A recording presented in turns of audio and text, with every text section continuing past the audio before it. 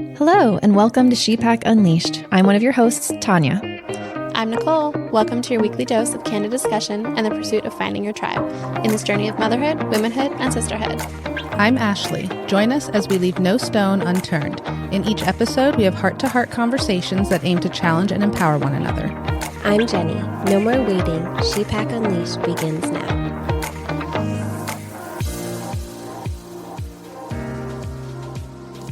Welcome to the special episode of the ShePack, the HePack. My name is Beto, and we have here... I'm Landon. And who do you belong to, Landon? Oh, that's right. Are we doing that? That's right. So I belong to Tanya. Awesome. Hi, everybody. I'm Steve. I'm with Nichole. My name is Bob, and I'm with Ashley. And I guess that makes me belong to Jenny. Woo! Yay! We got that out of the way. First question, check.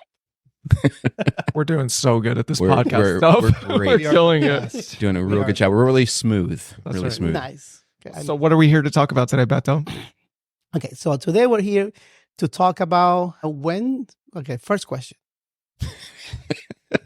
We're not reading from a prompt at all. When do you realize that you were now a part of this whole group? Okay, so today we're talking about how we have all come together and kind of like in this forced friendship, right? It's been really hard to get to know you all. Of course, I'm being very sarcastic.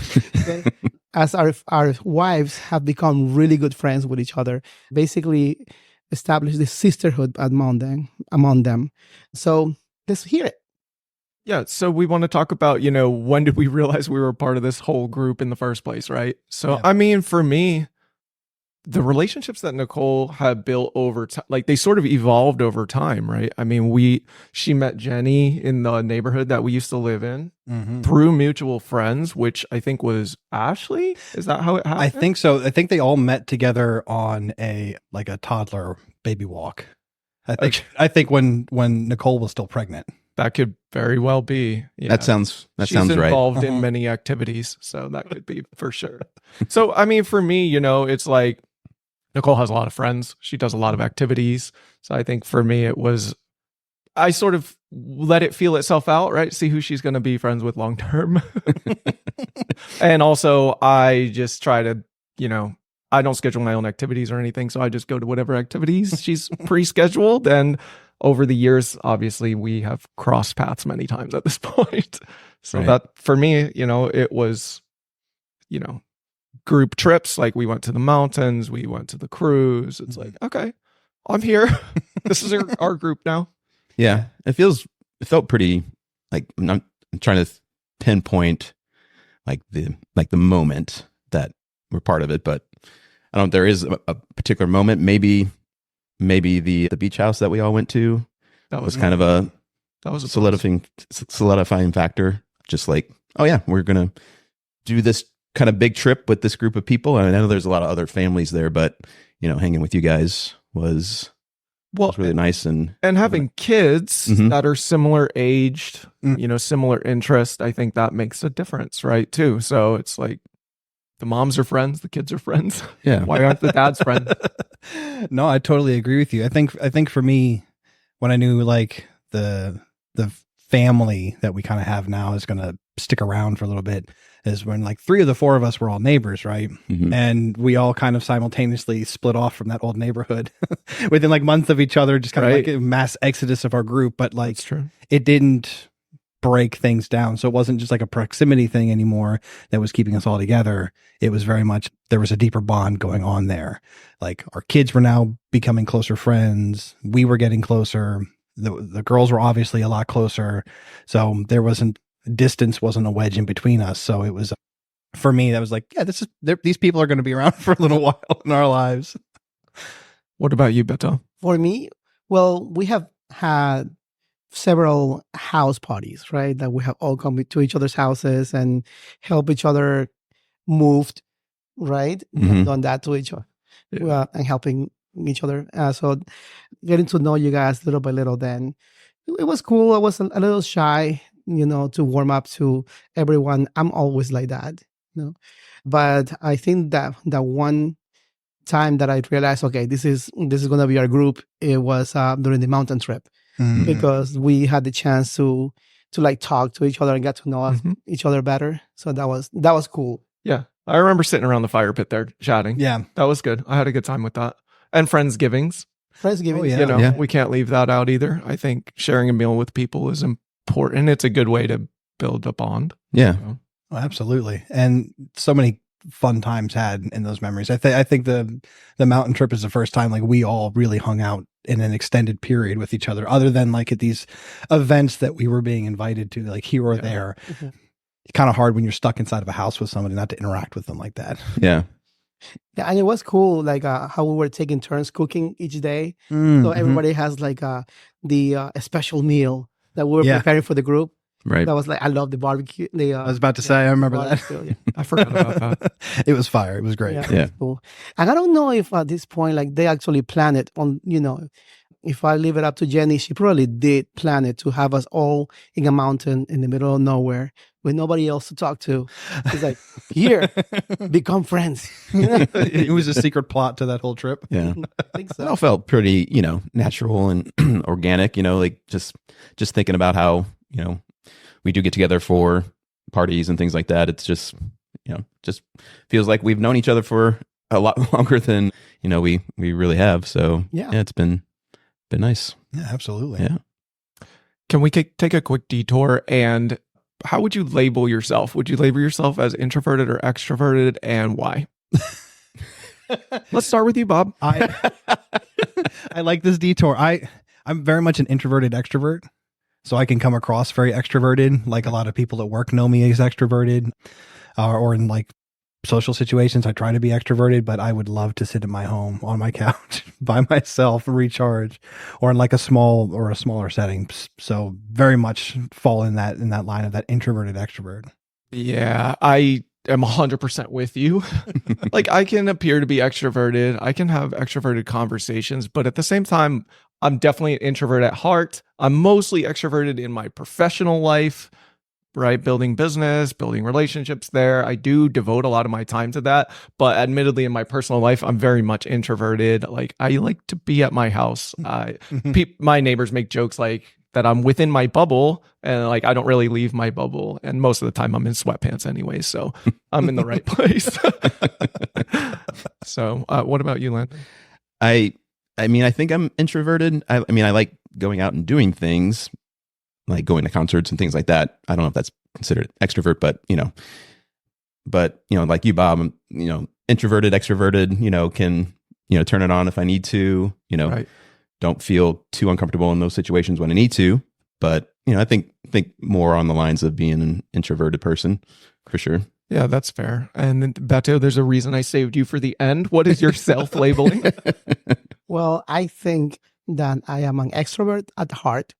I get energized by people just being in social situations. I have no problem going into a room full of strangers and establishing just random conversations at any point. So that's good. But I think like as I'm getting older, also, you said, taking my time on my own. Enjoying that quiet moment. And I think also it's because of the kids. Yeah. Always have the kids around talking to you all the time. Right. My kids love sharing stuff with me. And sometimes it's great. Sometimes it's like, you told me the story 10 times already. I'm with you on that. Silence is also golden sometimes. Yes. Yeah. So, I enjoy those long bathroom breaks.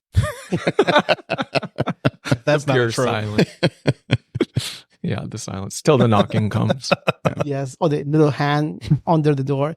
Like a cat. Yes. Little cat. That's funny. Yeah, I mean, the reason I asked that question in the first place is because I'm curious on your take of the second part of this question, which is like, do you guys have a lot of friends outside of this friend group? And I will start because like the answer for me is I don't have a lot of friends, but that doesn't bother me. Like I don't go seeking friendships. Like I don't seek that social interaction. Like you say, like it fulfills me or like it energizes me.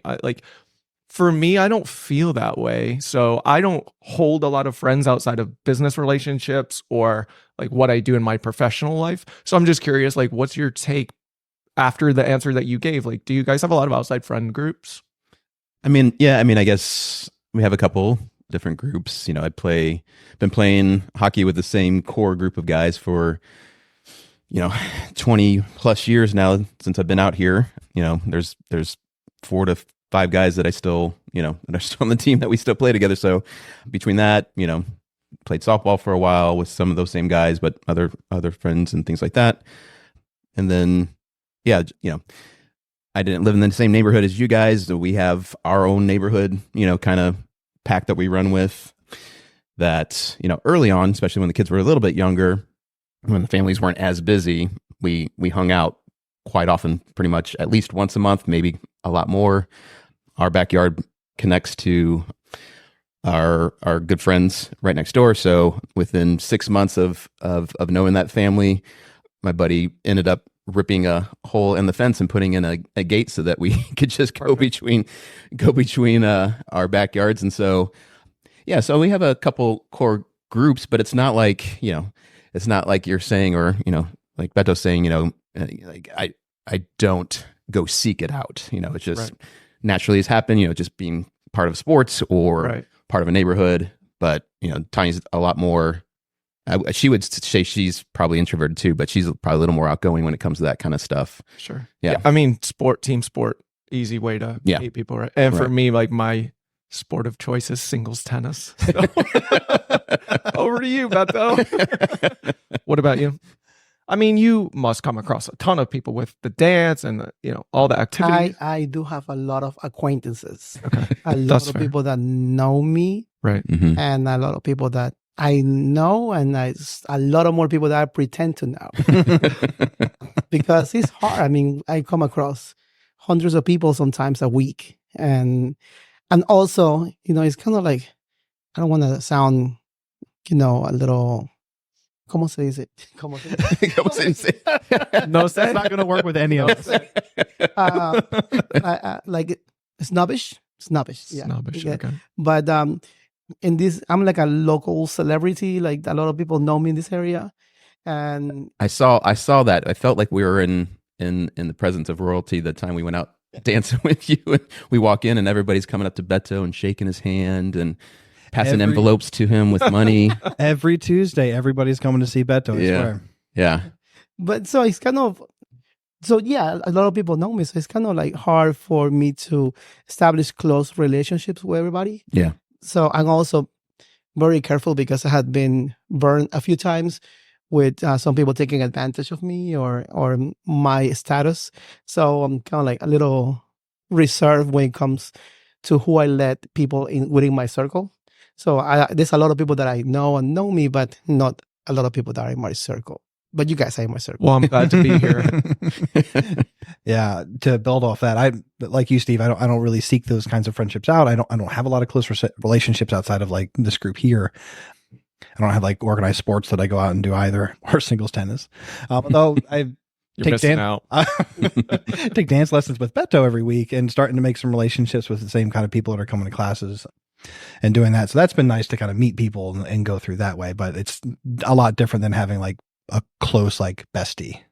It's tougher now too, just being, getting older and having the kids, right? Oh, It yeah. takes up all your time. So, seeking out, those relationships where, you go out and have a good time or whatever. It's more, I guess, those chances are now limited to get outside of family and things like that. Indeed, they are. Right, Yeah.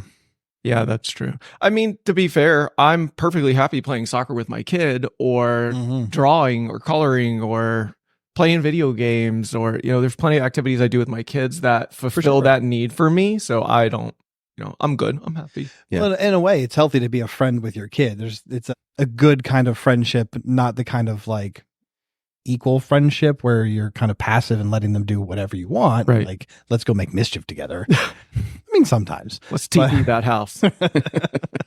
But yeah, like I hear you. My kids are my friends to a Same. degree, and I enjoy doing things with them. I spent the entire morning before coming here playing Uno and Mr. Toast with my 4-year-old over and over and over again, and consistently losing to him. But I had a good too fast. Yeah. But I had a good time doing that, and it was a lot of fun. It's rewarding to do that with them. Yeah, that's fair. Well, maybe we should get into some of the meat of the stuff that we're here to talk about, right? Potentially, yeah. Moms are looking for. I guess so. So being invited, I think, is very special to be on the podcast and be a part of this process, since like the girls have been really invested in doing this. So I feel special to be here. Is there anything that you want them to share, or anything you are nervous or unwilling that you, or like don't want them to share about your lives? Because I thought about this, and personally, like I don't really mind anything that they want to share. I feel like the point of the podcast is to be an open book. So the good, the bad, the ugly kind of comes with that. I think I want them to share honestly what happens and what they're going through. I think that's kind of what I hope for when they come through this, and like listening to the episodes. I feel like that's a lot of what they're portraying and giving off, is a lot of that like honest look at what their lives are like, their experiences are like, as they're doing these different like topics and stuff. And I'm curious what you guys think. I've been listening to the podcasts like all the time. Big fan over here. I'm a huge fan, number one fan. I think I hit the first like on the first video. Ooh. Dibs. So that it's been fun to hearing their perspective and point of views, and especially how they experience the being a mother, parenthood, and opposed to us, because our experience is completely different, right? So that's been fun, informative, and very educational. And I try to take it as a positive feedback and constructive criticism.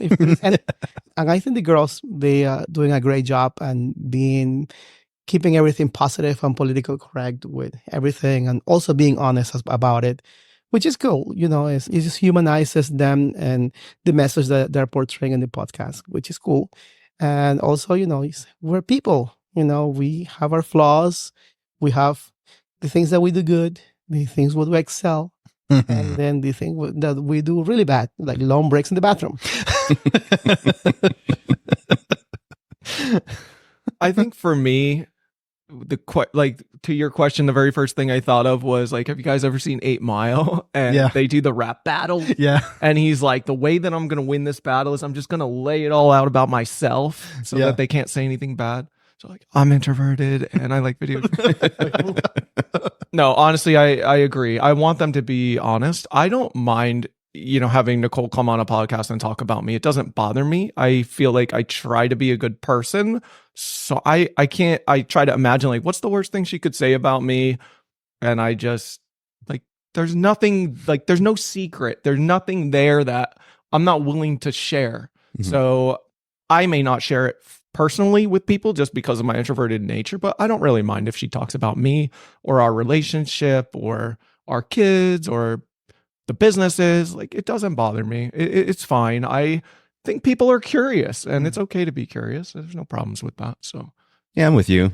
You know, I don't think there's anything in my history that, you know, I'd care to, you know, that would come out on the podcast. And I know that they, you know, I know the girls would, you know, do a good job of explaining, or, you know, putting it in a way that is relatable to people and things like that. So to be fair, I haven't listened to all but one of the, or I've only listened to one podcast. So I'm going to go ahead and put that out there. So, but I think it's a great avenue for them, you know, to express their feelings, and, you know, and they're a unique group. I don't think with other friend groups and things like that, or, you know, the friends that Tanya has, you know, that how open they are with one another. And that's pretty special to see, and to put it in a format that they're all willing to let it out there. That's pretty cool.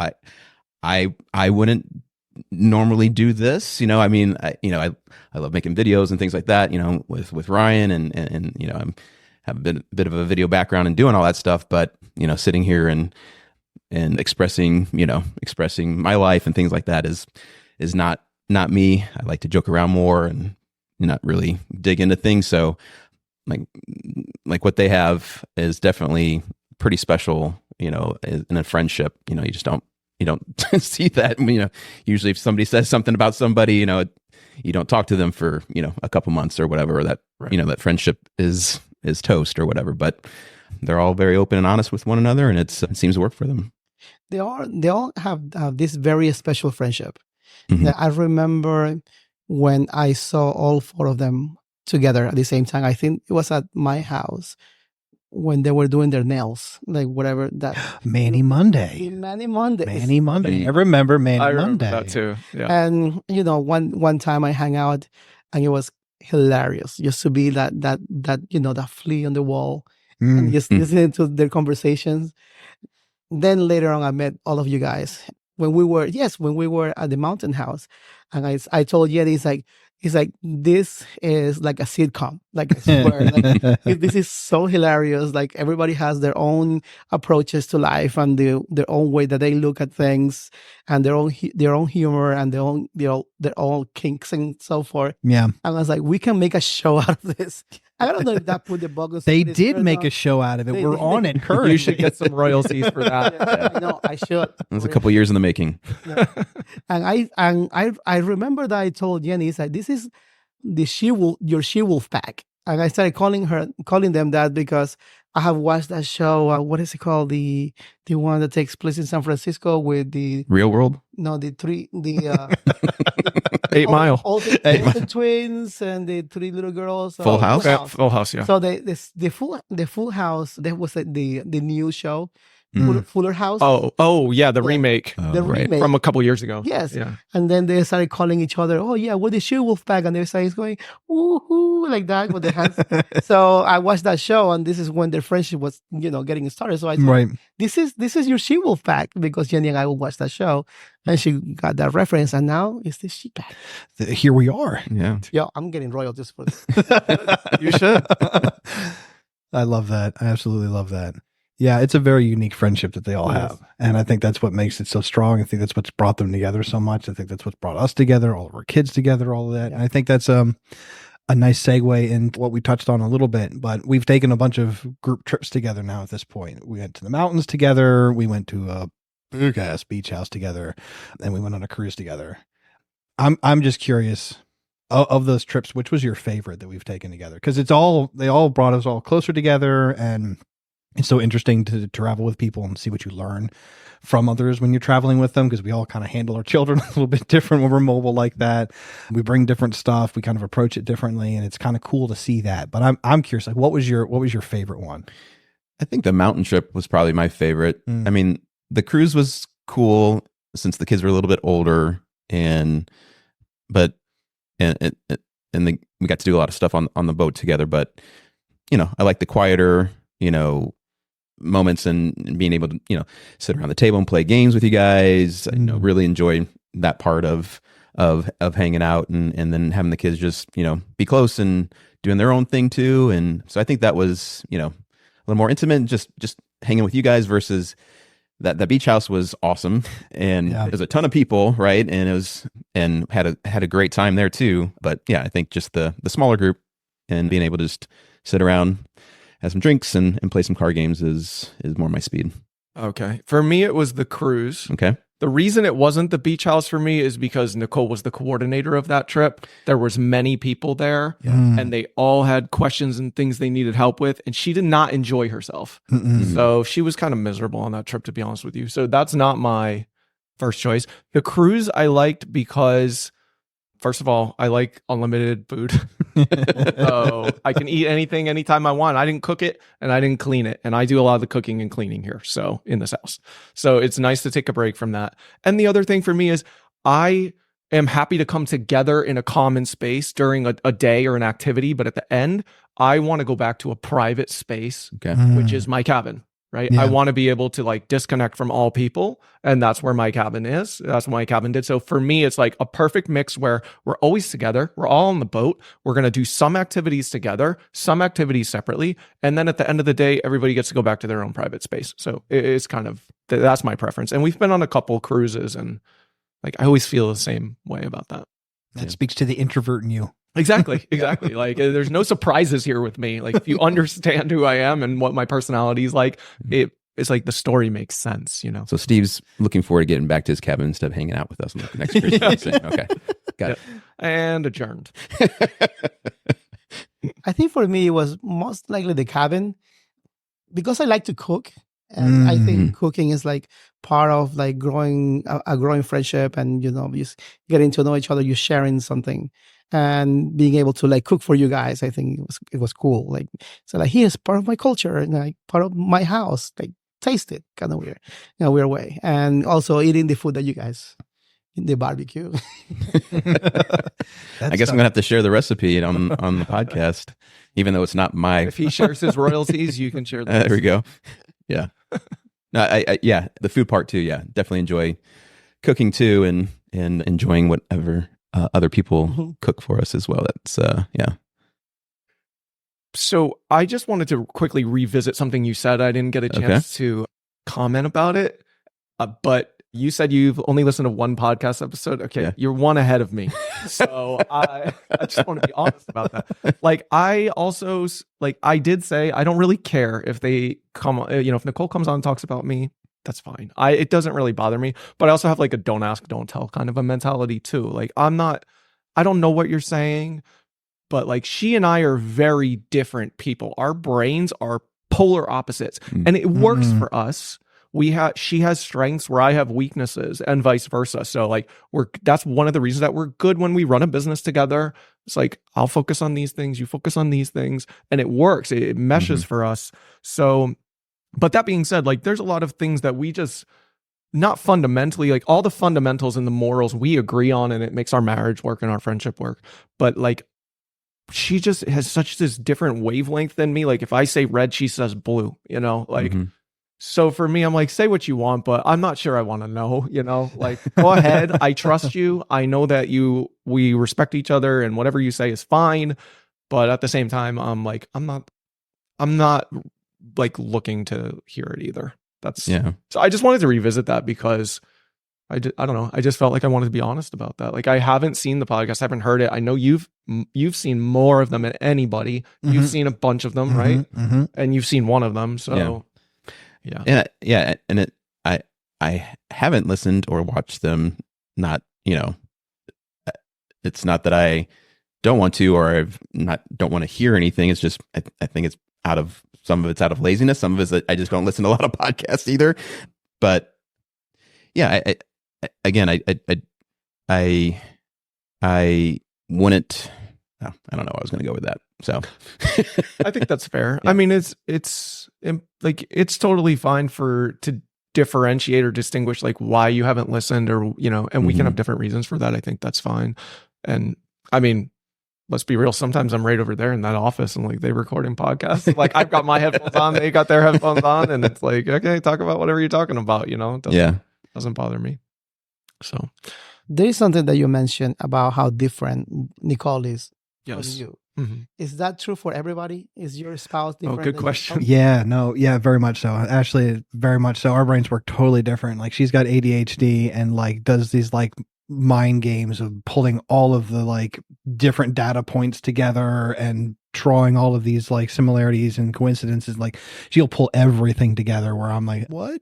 And like, I'm like 10 steps behind her, but I'm very calm and regulated on the other side of that. So our brains definitely work very, very differently, for sure. And I think it works. Ours is similar in that way. Like, if you see any spreadsheet Nichole builds, it makes perfect sense to her.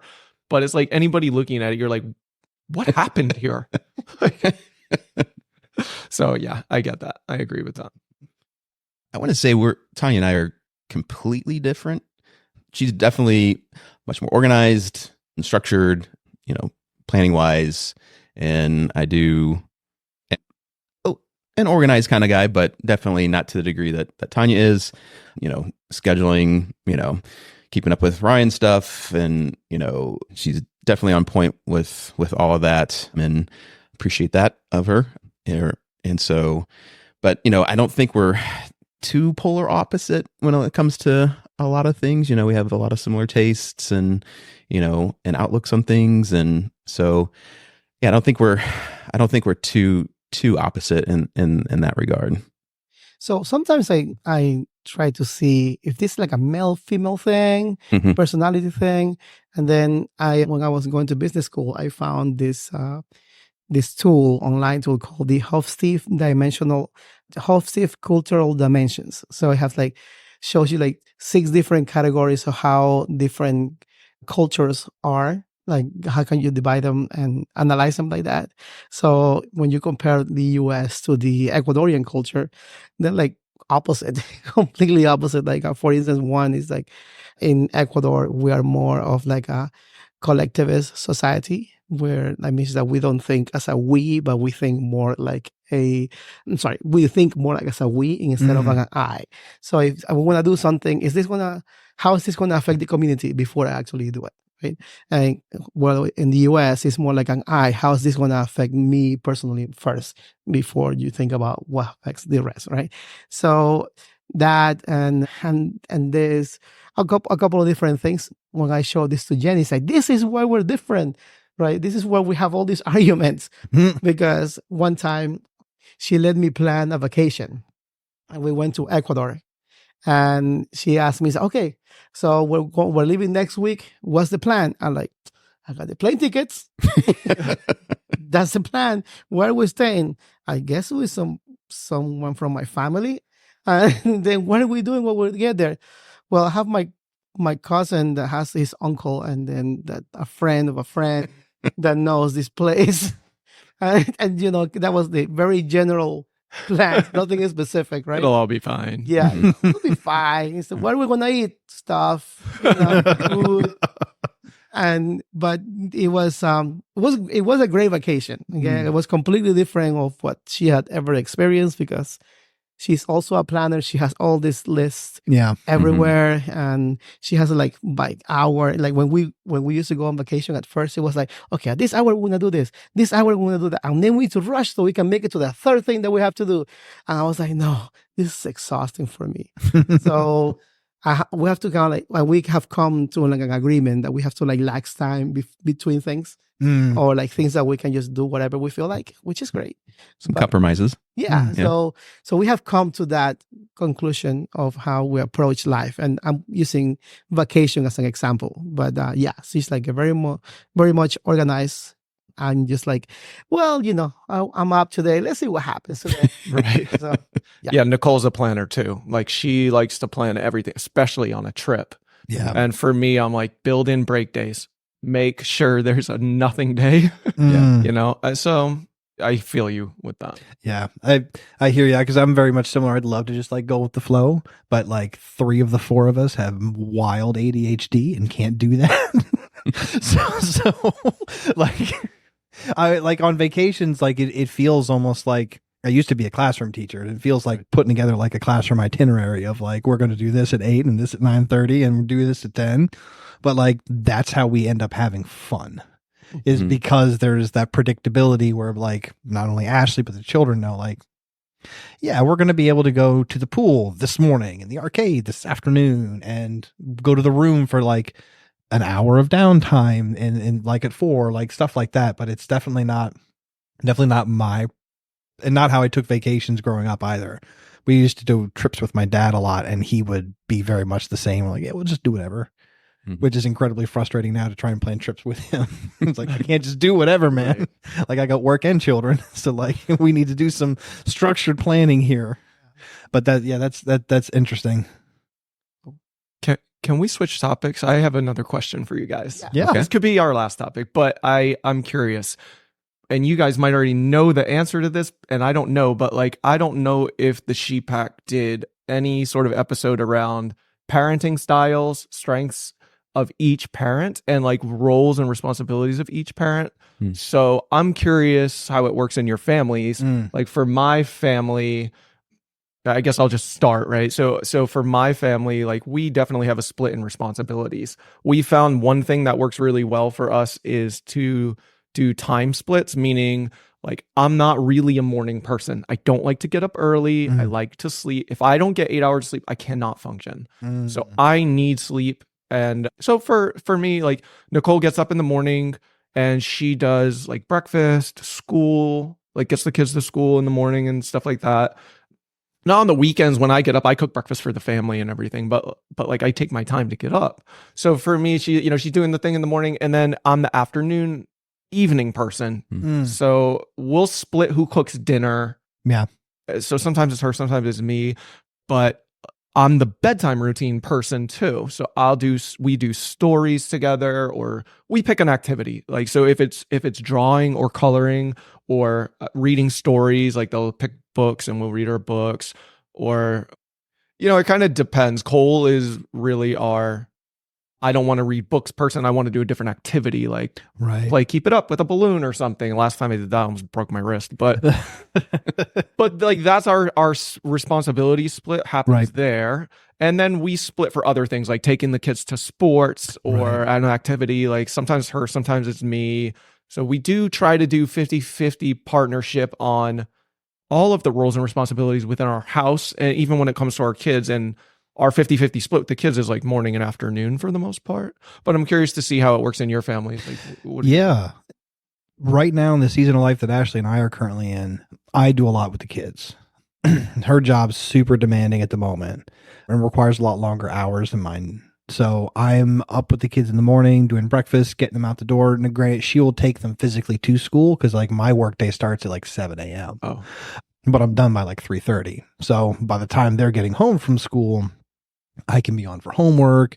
I can run laundry. I do all the cooking, or I'll pick the little one up from school. So, and then I do bedtime as well. Cause like when she's working till like 6 o'clock, she's going right to dinner. And then right from that, like that's a lot without like having a proper commute since we both work from home. Like there's no break there. So like bedtime at night ends up being like kind of her commute and her break to give her like however long it takes to get those monsters to sleep sometimes. So that she can at least get that like break for it. And then like on the weekends, same thing with you. Like she needs that sleep.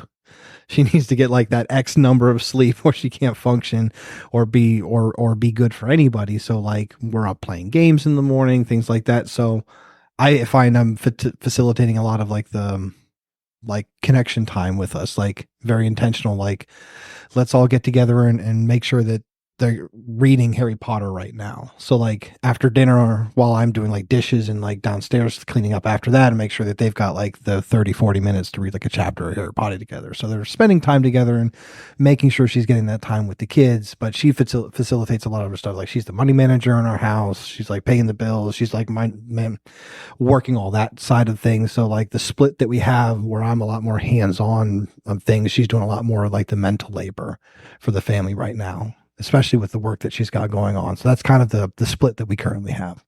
That's good. Yeah, Nichole does our finances also. I mean, she works in finance, so it's hard for us, but yeah, she takes on a lot of mental load of our family also. Yeah. What about you, Beto? So I work 2 jobs. So I work in school in the morning and morning and early afternoon, and at night I teach the dance classes at the dance company. So for me, I'm always on the run. So there's never a time that I can sit down and like plan things. So Jenny's the one that does all the planning in our house. She plans, organizes the kids' activities, the vacations, everything in the calendar. So she takes care of all the mental work. I am the one that is supposed to take the kids from point A to point B to whatever they need to be. So that's how we do it. And like I do the laundry. I make sure that the kitchen is clean when I get home. So, and I wake up really early and I go to bed really late. So I can function. So you don't need 8 hours. Sleep. Got it. I usually sleep like 5, maybe 6 hours top. And I can be functional to a level if you ask her, of course. Right.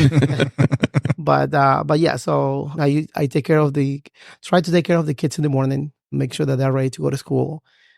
At night, usually is the one that puts them to sleep because when I'm not there and I'm teaching dance classes.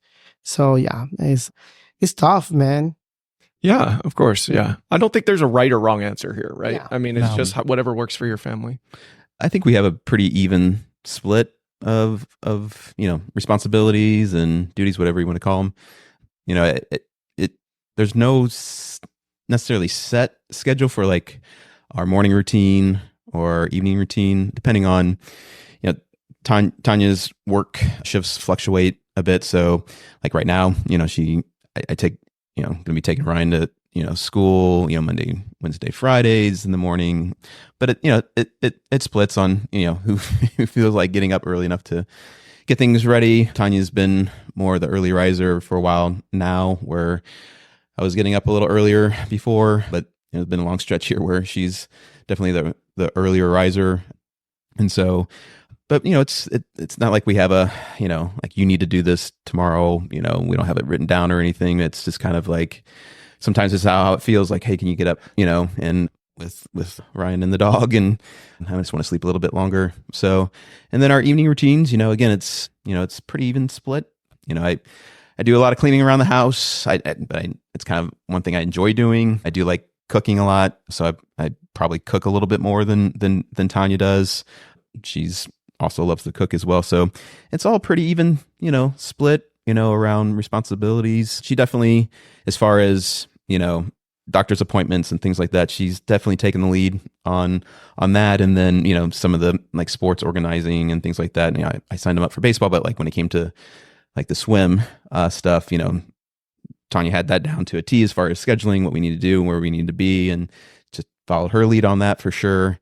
And I think we both kind of have that give and take where it's like, we know that you strive in doing those responsibilities, and she does it, and she has her own strengths and things like that. So, but yeah, I think it's a fairly even split down the middle when it comes to that. So we can all applaud single parents at this point. Yes. I was going to say. Were you? Too. Yeah. And then I have a follow-up question, maybe. Okay. Because of this. So we all recognize how much our wives that they do for our kids, our family, or us. Okay. Mm-hmm. Would you see this kind of like a kiss up question? So there is a wrong answer. How do you see your household, your family functioning as a single parent without our spouses being there? Ooh. I'm gonna go ahead and say this. I think I'd be okay. It would be a big struggle. Yeah, it would. It'd be a big struggle, and that'd be a big piece missing for sure. But I think I could. I think Tanya would say, like, I think you could handle it. I think you'd be okay.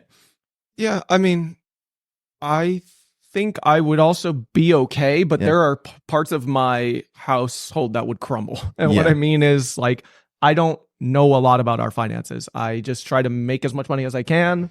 And then when I swipe my digital credit card, like my digital credits, I expect my digital credits to be there. Like, I just want to, I don't buy a lot of stuff, but Right. But I don't like, and I said earlier, like, Nichole takes on a lot of the mental load in our family. She does all of the planning, right? All of the schmoozing with people and all of the, financial management and just so much of that stuff. And I told her, I said, like, if you ever die, I'm selling off all the businesses. I'm closing it all down. We're downsizing the house. Like, just too much for me to manage. So, but from a parenting perspective, I invest my time in my kids and my family. Like, I don't have a lot of external friends. So for me, like, my family is my core group. Yeah. And from that perspective, I have a very strong relationship with my kids and of course with my wife. So for me, I think it would be okay. But to your point, there would be nothing easy about it. For sure. Absolutely. Yeah, same, Steve. I think there are definitely parts of the household that just absolute crumble, just like fall to pieces. I think we eventually find a way to be okay, but it would take an extreme amount of work to do so. Like, it is not lost on me at all the amount of work my wife does, sometimes unfairly, to support our family and keep things afloat and keep things going. So, like, would the kids eat, bathe, and brush their teeth? Sure would. Sure would. But there would definitely be other parts of our lives that would suffer for it. And that, saying that out loud, admitting that makes me uncomfortable. Like, that doesn't feel fair. Doesn't feel like that should be. I wish I could answer more confidently the other way and be like, oh yeah, no shit, we'd be fine. But like, eventually, not as quickly as probably we would need to be. Well, and that's the thing about a partnership is, like, you build this trust over time. You take on a workload that you split. And then if you all of a sudden had to take on all of that workload, it's unfairly balanced. Like, it's too much for one person, right? Mm-hmm. What about you, Beto? Well, for me, the reason why I started working at my kids' school is so I can be more involved and be there for the kids, right? Mm-hmm. It doesn't I mean, it's a teacher salary. Right. It doesn't pay great as well now, unfortunately. So I wouldn't be able to do that job during the day. I will have to find something else to Right. be able to support the children. And I wouldn't be able to dance. Wouldn't be able to run a dance company at all. Like my life will completely have to change. And just to be able to have that time to do the planning, to keep up with the laundry, dude. Laundry and all the activities that the kids do, because our kids are very active. Right. So definitely a big part of our life will suffer. My personal professional life will completely change. My kids will probably have to get used to wearing like clothes that don't fit them anymore. So that's a big one. That's a big one. It's that you point that out, right? As far as like taking leads on stuff, right? And Tanya goes to all these consignment sales, 3-4 times a year, and to get, stock up on the next size up for Ryan, right? And so, yeah, those type of things, right? Is like it's like one of those things again that you kind of take for granted a little bit, but it's also like again, it's the strengths that each partner leans into, right? Tanya, like we said, like, well, across the board, planning, obviously all of our wives are okay when it comes to planning. And they planned an entire cruise in 24 hours. Yes. Right. So they're really good at that. Right. They got us organized here. Right. Do this. So, but yeah, it's definitely a good point. And just want to say, like, we only have one kid versus, you guys all have two. So, again, it would make it a little bit,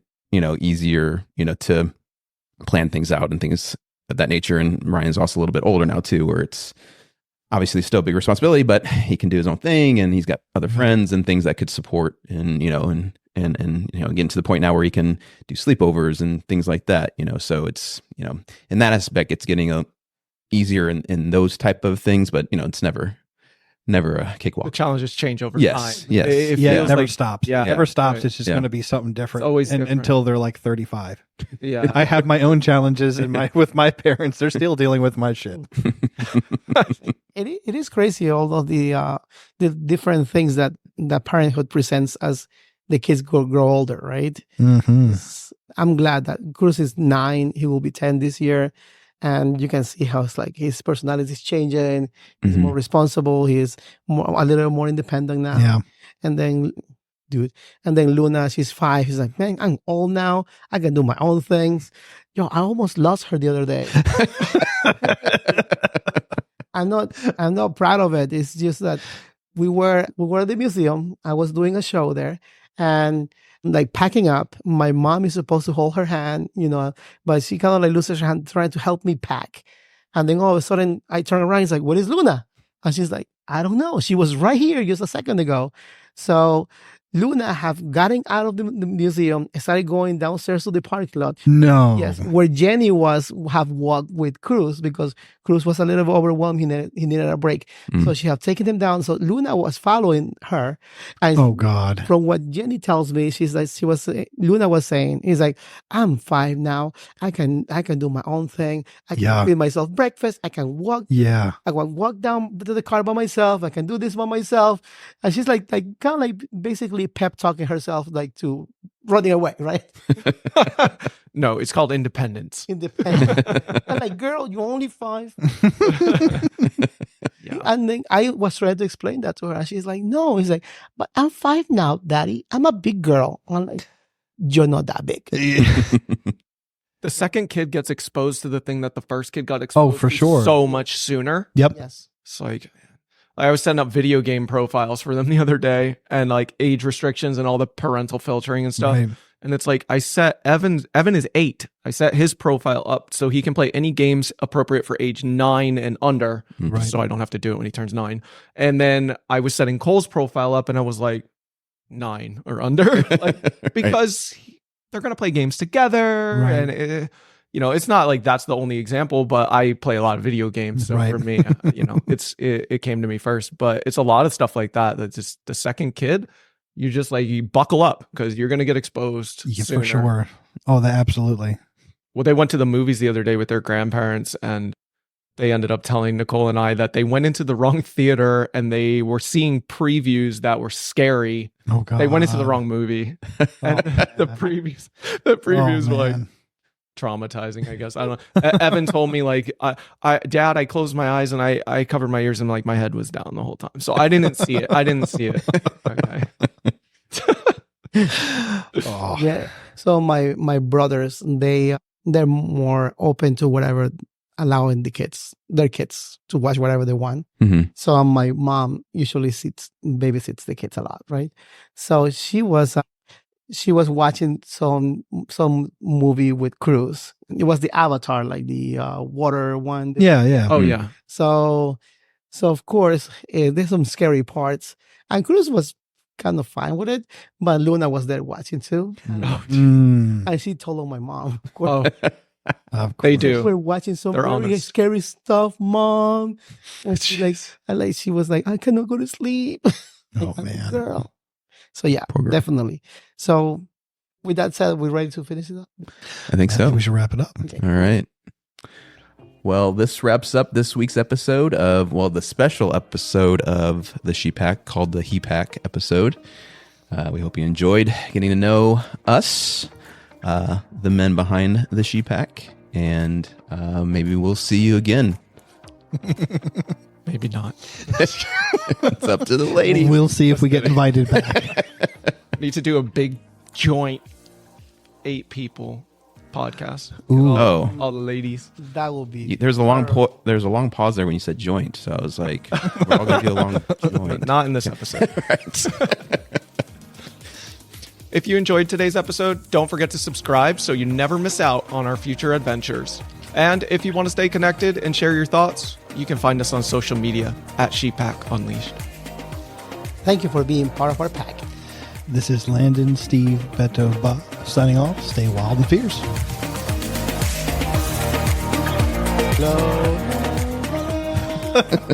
Hello. Harmonize. Do, re, mi.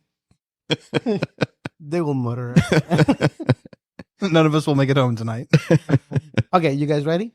Ready? Yeah. All right. Let's Okay, dig in. 1, 2, 3. Welcome to the HePack episode of. I messed that up. Yeah, Cut. I gotta do it. Quick break for a second. No problem. I need to clear my throat. Okay. I don't want to make those sounds in the background. Let me clear my throat. Okay, now you can say anything honestly about Beto that you want. Who invited him? Peace. You were listening the whole time? They probably had a headphones upstairs. Yeah. Secret listening. They've had a direct line in. They're gonna come down and they've already